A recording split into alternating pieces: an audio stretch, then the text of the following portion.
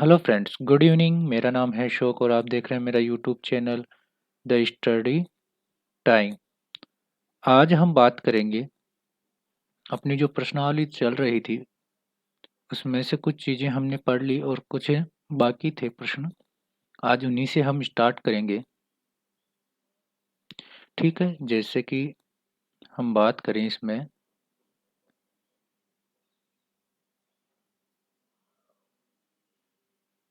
जैसे कि हम इसमें बात करें तो हमने गुणनखंड स्टार्ट किया था और गुणनखंड में से हमने इसमें स्टार्ट किया था और प्रश्नावली के हमने प्रश्न स्टार्ट किए थे जिसमें हमने प्रश्नावली एक एक क्वेश्चन किए थे। पहला कर लिया, दूसरा, तीसरा, चौथा कर लिया था हमने। फिर उसके बाद में शायद 6 नंबर का भी हमने कर लिया। उसके बाद में हमें 3 प्रश्न रह गए थे। ये एक तो 6 ABC 24 ये भी कर लिया था हमने। इसमें से सिर्फ 2 प्रश्न रह गए थे अपने। एक तो ये वाला 10 PQ। चलो यहीं से स्टार्ट करते हैं अपने प्रश्नों को और आगे की ओर बढ़ते हुए पहले प्रश्न इजी से स्टार्ट करें ताकि आपको प्रश्न समझ में आए। ठीक है, तो पहला प्रश्न लें हम। तो पहला प्रश्न है अपना यहाँ से। इस वाले प्रश्न की अगर हम बात करें तो प्रश्न है अपना प्रश्न नंबर 7। कौन सा है? प्रश्न नंबर 7 है जिसमें लिखा हुआ है 10 PQ 20 QR और 30 RP। सबसे पहले देखो अलग अलग दिए गए हैं और इसका कहा गया है आपको सार्वक गुणनखंड ज्ञात कीजिए। तो सबसे पहले 10 PQ का करेंगे अलग अलग। 10 PQ का गुणनखंड करेंगे तो ये कितना हो जाएगा? 5 दूनी 10 होते हैं तो यानी 5 दूनी 10। P अकेला है, एक बार है। Q भी एक बार है। फिर ऐसे ही 20 QR की बात करें तो 20 10 दूनी 20 होता है यानी 2 गुना 5 Q गुना R। कुछ इस प्रकार से लिखा हुआ है, Q एक बार और R एक बार। फिर अपने पास 30 RP लिखा हुआ है यानी कि 10 का 3 गुना तो 2 गुना 3 गुना 5 गुना R गुना P। कुछ इस प्रकार से लिखा हुआ है। हमने इसके सार्व गुणनखंड किए। उसके बाद में ये कह रहा है कि इसके सार्व गुणनखंड लिखिए। तो हम लिखेंगे इसके सार्व गुणनखंड। सार्व गुणनखंड का मतलब हुआ एक एक संख्याओं के गुणनखंड। किस किस के लिखने हैं हमें? 10 PQ 20 QR और 30 RP के हमें लिखने हैं। तो सबसे पहले बराबर, इसमें देखो 2 है, इसमें भी 2 है, इसमें भी 2 है, इसमें 5 है, इसमें 5 है, इसमें 5। क्या Q इसमें है? Q इसमें है क्या? नहीं है तो हमें Q नहीं लेना है। P इसमें है और इसमें नहीं है यानी हमें P नहीं लेना। Q है इसमें, इसमें Q है लेकिन इसमें नहीं है तो हमें Q भी नहीं लेना। तो हमें क्या लेना है? एक तो 2 लेना है और एक 5 लेना है। तो 2 गुना 5। अब इसके बाद में कोष्टक स्टार्ट करते हैं। ठीक है, या फिर कहें तो यही इसका क्या हो जाएगा? सार्वगुणनखंड हो जाएगा। कितना? 5। तो सार्वगुणनखंड कितना हो गया? 5 दूनी 10। 10 इनके क्या हो जाएंगे? सार्वगुणनखंड हो जाएंगे। ठीक है, ये प्रश्न हो गया। अगला प्रश्न है इसमें अपना 3x² y³ इसमें अपना अगला प्रश्न है। आज ये प्रश्नावली पूरी कर दें। चलो ये प्रश्न अभी के लिए रख लेते हैं क्योंकि कल जब स्टार्ट करेंगे तो इसमें से कुछ चीज़ें और लेंगे काम में। अगला प्रश्न हम व्यंजकों के गुणनखंड की अगर बात करें, व्यंजकों के गुणनखंड की अगर हम बात करें, हम बात कर रहे थे पिछली क्लास में व्यंजकों के गुणनखंड।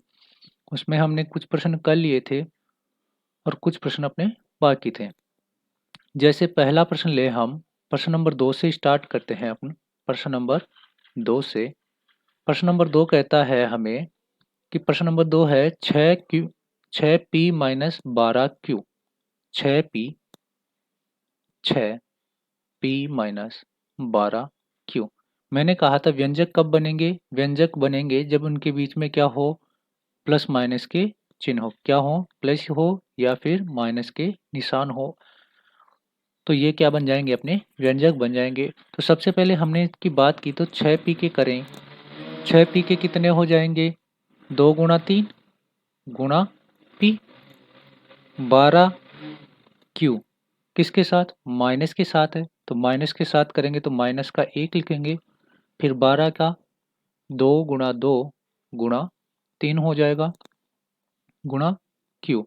अगर आपको नहीं आए गुणनखंड करना तो आप ऐसे भी कर सकते हैं। 12 में सबसे पहले किसका भाग गया, 2 का, कितनी बार चला गया, 6 में, फिर 2 का देंगे, कितनी बार चला गया, 3 बार, फिर 3 लिखेंगे, कितने आए, 2 गुणा 3, मैंने भी वही लिखे हैं। तो अब इनको साथ में लिखेंगे तो क्या हो जाएगा, देखो यहाँ से ये अपना प्रश्न बनेगा 2 गुणा 3 गुणा पी, फिर माइनस 1 गुणा 2 गुणा 3, एक 2 रह गया ना बीच में, गुणा 2 गुणा क्यू। अब देखो हमें लिखने हैं व्यंजक के गुणनखंड, तो हमें लिखने हैं गुणनखंड। तो गुणनखंड क्या हो जाएंगे इनके, देखो गुणनखंड की जब हम बात करेंगे, देखो इसमें 2 है, इसमें भी 2 है, इसमें 3 है, इसमें 3 है, क्या इसमें पी है, तो इसमें पी है क्या, नहीं, तो हमें जो लेना है वो कितना होगा, 2 गुणा 3। फिर जब हम व्यंजक की बात करते हैं तो कौन सा कोष्ठक की स्टार्ट करते हैं, छोटा कोष्ठक, और जो बच गए वो लिखेंगे, यहाँ से क्या बच गया, पी, फिर ये माइनस का निशान, 1 गुणा 2 गुणा क्यू, ये बच गया अपना। तो यहाँ से कितना आ गया, 3 दूनी 6, ये कितना, पी माइनस 2 क्यू, 2 क्यू, कुछ इस प्रकार से ये क्यू है अपना, 2 1 का 2 और ये क्यू, इस प्रकार से आएगा, ये अपना आंसर कहलाएगा इसमें। ठीक है, ऐसे ही अगर देखो ये वाला हो गया, कल हमने किए वो लगाए, तो ये कर लिया था हमने। अगला प्रश्न है अपना प्रश्न नंबर 3, और प्रश्न नंबर 3 है 7a² 7a² प्लस 14a, कौन सा है, अपना है प्रश्न नंबर 3, इसमें 7a² माइनस 14a, क्या यही है, फिर से देखेंगे। अपना प्रश्न है 7a² प्लस प्लस में है 14a, किस में है, प्लस में है, तो वही करेंगे। अब देखो मैं बार बार वही तरीका नहीं लिखूंगा, अब मैंने आपको ये चीज़ें सिखा दी, तो अब आपको ये डायरेक्ट लिखना है, कैसे, 7 गुणा 7 के और टुकड़े हो सकते हैं, नहीं, a² मतलब a कितनी बार, 2 बार, फिर किसका निशान, प्लस है तो प्लस, फिर कितना है, 14a, तो 7 दूनी 14 होते हैं, यानी 2 गुणा 7 गुणा a का a। तो अब इसके गुणनखंड कितने हो जाएंगे, अब इसके गुणनखंड की जब हम बात करेंगे तो इसके गुणनखंड हो गए अपने पास, देखो यहाँ से 7 है, यहाँ से 7 है, यहाँ से a है, यहाँ से a है, तो जो, तो ये बन गया अपना 7 गुणा a, लेंगे पहले, दोनों बाहर ले लिए, फिर क्या करते हैं, छोटा कोष्ठक स्टार्ट, और यहाँ से ये बच गया अपने पास a, प्लस का निशान प्लस, यहाँ से क्या बच गया अपने पास 2, तो ये हो गया इसके गुणनखंड 7a, a प्लस 2 हो गए। ये समझ में आया क्या, ये इसका आंसर होगा। पिछला देखें, पिछला कुछ इस प्रकार से है, पहले हमने एक एक कर लिए, अब हमने किसके किए, व्यंजक के किए, व्यंजक के हमने 2 उदाहरण कर लिए इसमें। ठीक है, अगला प्रश्न हम देखें तो अगला प्रश्न अपना प्रश्न नंबर 5, जो कहता है 20t² m। अगला प्रश्न प्रश्न नंबर 5, प्रश्न नंबर 5 अपना कुछ इस प्रकार है, 20t² m, 20t² m b t² m plus 30 ALM, 30 plus 30 LM, ALM, ये कुछ इस प्रकार से है अपना, ALM अलग अलग लिखे हुए हैं, और ये है अपना L², ये T नहीं है, माफ कीजिएगा, ये है अपना L²। ठीक है, तो देखो यहाँ से अगर हम इसके टुकड़े करेंगे तो 20 के टुकड़े कितने हो गए, 2 गुणा 5 एल स्क्वायर, यानी एल कितनी बार है अपने पास 2 बार, तो एल इंटू एल। एम कितनी बार है 1 बार। फिर देखो 30 के करेंगे तो 2 गुणा 3 गुणा 5 गुणा ए 1 बार, ये ए, फिर गुणा में कितना है एल, फिर गुणा में क्या है एम।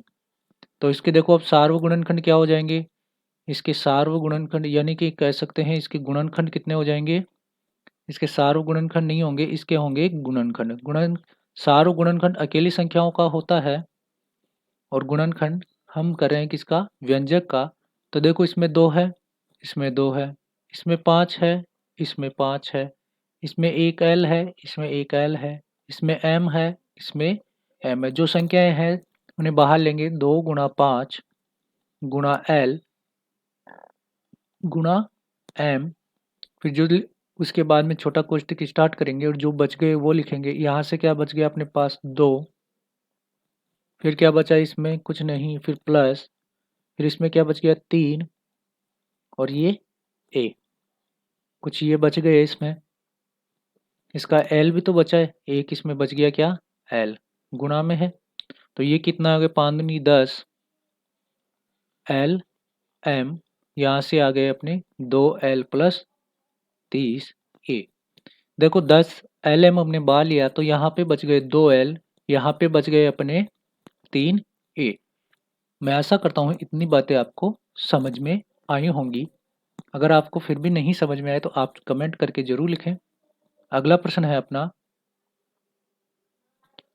प्रश्न नंबर 7 की अगर हम बात करें तो प्रश्न नंबर 7 हमें कुछ इस प्रकार से है, 10 a² माइनस 15b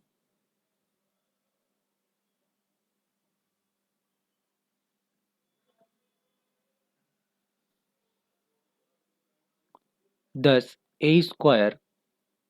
प्रश्न number 7,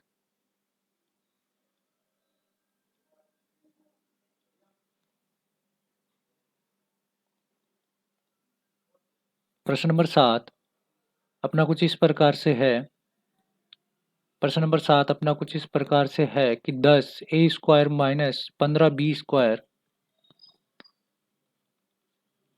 10 a² minus 15b² plus 20c² plus 20c²। यहाँ से हमें देखने को मिल रहा है इसने कहा है व्यंजक के गुणनखंड कीजिए। तो देखो 10 के करेंगे 10 a² यानी 2 गुणा 5, a² यानी a कितनी बार 2 बार, यहाँ से माइनस 15 के कितने हो गए 5×3 = 15, 3 गुणा 5, 5×3 = 15, और b के कितने हो गए b² यानी b इंटू बी, फिर प्लस है तो प्लस 20 के कितने हो गए 2×2 × 5, c² का c गुणा c। तो इसके गुणनखंड कितने हो गए, इसके गुणनखंड हम लिखेंगे, इसके गुणनखंड हम लिखेंगे। देखो क्या क्या चीज़ें कॉमन है, 5 5 और 5, इसमें 2 नहीं है इसलिए हम 2 नहीं लेंगे। इसमें a² है, इसमें b² है, इसमें c² और कोई कॉमन नहीं आ रहा, तो हम यहाँ लिखेंगे 5, फिर छोटा कोष्ठक स्टार्ट करेंगे, जो बच गए वो लिखेंगे।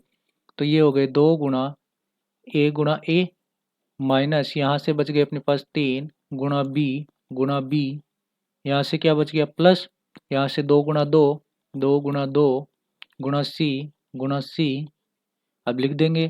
तो यहाँ से ये 5, ये कितना हो गया 2 a² minus 3 b² plus 2×2 = 4 c²। तो अपने यही आंसर होगा इसका। अगला प्रश्न अगर हम देखें तो अगला प्रश्न कुछ इस प्रकार से है अपना, अगला प्रश्न है अपना x² yz। प्रश्न नंबर 9 की अगर हम बात करें, प्रश्न नंबर 9 की अगर हम बात करें तो अपना 9 है x² yz plus xy² z plus x y square z plus x y z square, कुछ इस प्रकार से है। और इसमें आगे लिखा है तीनों पदों को मिलाने पर, तीनों पदों को मिलाने पर, तीनों पदों को मिलाने का मतलब इनका सार्वगुणनखंड हम लेंगे तो कितना आएगा। तो देखें, देखो इससे अब आपको दिखाई दे रहा होगा, क्या मुझे बार बार करने की ज़रूरत है क्या? अब आपको सीधे दिखने चाहिए इसका गुणनखंड कितना होगा, ये आपके लिए है, आप इसके टुकड़े कैसे करेंगे ये आपका थोड़ा होमवर्क है। लेकिन इसमें अगर बात करें, देखो इसमें एक्स स्क्वायर कितनी बार है, 2 बार, इसमें एक्स एक बार, इसमें एक्स एक बार, तो एक एक्स बाहर ले लेंगे। ऐसा इसमें देखो वाई एक बार, इसमें 2 बार, इसमें एक बार, तो हम वाई एक बाहर ले लेंगे। इसमें जेड एक बाहर ले लेंगे क्योंकि जेड एक बार, और इसमें 2 बार। तो अब यहाँ से देखो एक्स आ गया, वाई आ गया, जेड, एक एक्स बच गया। यहाँ से वाई बच जाएगा क्योंकि एक्स आ गया, वाई आ गया, जेड आ गया, स्क्वायर, इसका मतलब वाई 2 बार है। यहाँ से एक्स आ गया, वाई आ गया, जेड 2 बार है, यानी जेड एक बार आ गया तो एक बच जाएगा। यही इसका आंसर होगा। आपको अगले प्रश्नों में कुछ इसी प्रकार से करना होगा, तो आपको भी थोड़ी हैबिट करनी चाहिए, आपकी बनानी चाहिए। अगला देखें, ये अपने प्रश्न हो गए। इस प्रश्नावली के प्रश्न नंबर 1 और प्रश्न नंबर 2 पूरे हैं। बस अपना एक प्रश्न एक ये बाकी है जो मैंने रखा है अभी आपके लिए। ठीक है, ये आप कर सकते हैं, वैसे आप ट्राई कीजिएगा, अगर नहीं आता है तो आप कमेंट में ज़रूर लिखें।